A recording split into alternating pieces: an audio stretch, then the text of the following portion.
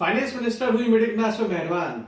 आखिर क्या रीजन था जीरो टैक्स स्नैप को 7 लाख से बढ़ा के सीधा 12 लाख रुपए कर दिया गया?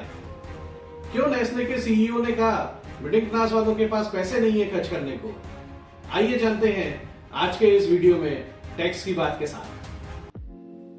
देखिए, मेन हमारा जो जीडीपी ग्रोथ रेट है वो डाउन जा रहा है। जीडीपी ग्रोथ रेट जो गवर्नमेंट का एक एस्टीमेट था वो 8% को क्रॉस कर जाना चाहिए, लेकिन अभी प्रेजेंट में ये ग्रोथ रेट 6 से 7% के बीच में अटक गया है।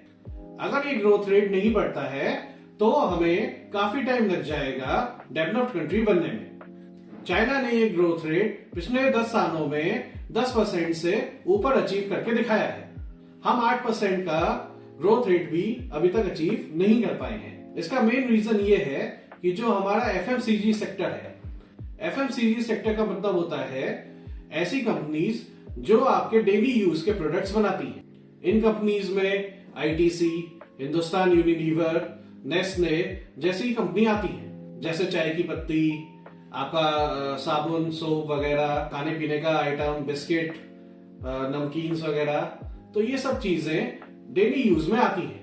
इन सब चीजों की सेल में गिरावट दर्ज की गई थी। लोगों ने ये सामान कम खरीदना शुरू कर दिया था, जिसकी वजह से इन कंपनीज की सेल पे अफेक्ट आया था। एफएमसीजी सेक्टर पे अफेक्ट आने की वजह से पूरा जीडीपी सेक्टर पे अफेक्ट आया था।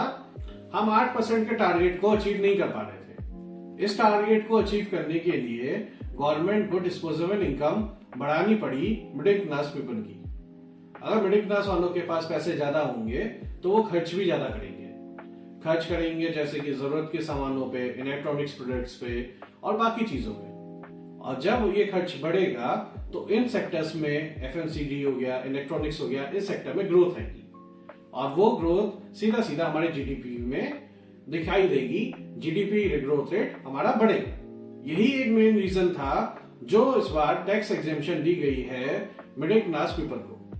अब जानते हैं इस डिसीजन का हम लोगों को कितना फायदा होने वाला है। अगर मान लीजिए मेरी इनकम 12 लाख रुपए तक है तो मुझे कितना फायदा होगा इस डिसीजन के बाद? पहले मेरा टैक्स बनता था 3 लाख रुपए से। 3 लाख रुपए से लेकर 7 लाख रुपए तक 5% 20,000 रुपए टैक्स देता था मैं। 7 से लेकर 10 तक 10% 30,000 रुपए टैक्स देता था। 10 से लेकर 12 तक 15% 30,000 रुपए टैक्स देता था। ये टोटल होता है 80,000 रुपए। यानी पहले मैं टैक्स देता था 80,000 रुपए 12 लाख की इनकम पे। अब ये टैक्स हो गया 0, यानी पूरी मेरी सेविंग हुई 80,000 रुपए की। ऐसे ही जो लोग 12 लाख से ज्यादा कमा रहे हैं उनकी भी कैलकुलेशन की जा सकती है कि उनको कितना कितना फायदा टैक्स में हुआ है। अगर 80,000 रुपए की सेविंग मुझे होगी तो उस पैसे को मैं खर्च करूंगा अपने जरूरत का सामान खरीदने में, दूसरा इलेक्ट्रॉनिक्स या व्हीकल्स खरीदने में। और इसी वजह से एफएमसीजी सेक्टर हो जाए, चाहे इलेक्ट्रॉनिक सेक्टर हो, चाहे आपकी व्हीकल इंडस्ट्री हो, इन सब में ग्रोथ आएगी।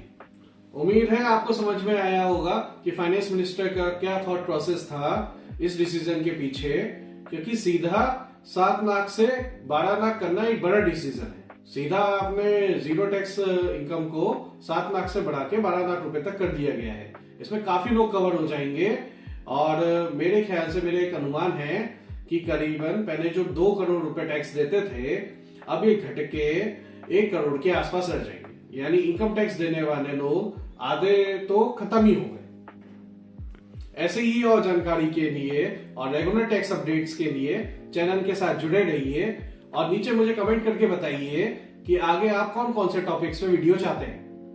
टैक्सेशन के ऊपर वीडियोस में हम लगातार इस चैनल पे डालेंगे। उम्मीद है आपको चैनल अच्छा लग रहा होगा।